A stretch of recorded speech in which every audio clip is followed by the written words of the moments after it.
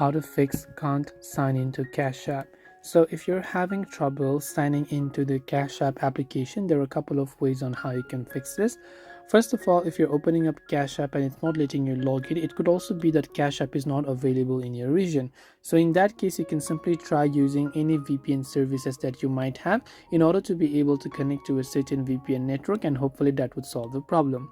Second, you can try to clear the data of the Cash App. So long press the Cash App application icon, tap on the I button, that will take you to its app info page on Android, and from here you want to simply go to the storage option, and from storage you want to go to clear cache and also make sure to clear the data.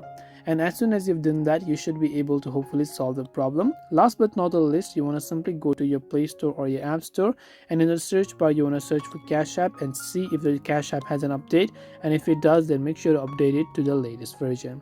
Hopefully one of these may have helped to solve the problem. If you have got any more questions, feel free to also leave them down below. Thank you for watching till the very end of this tutorial, and see you soon in our next video.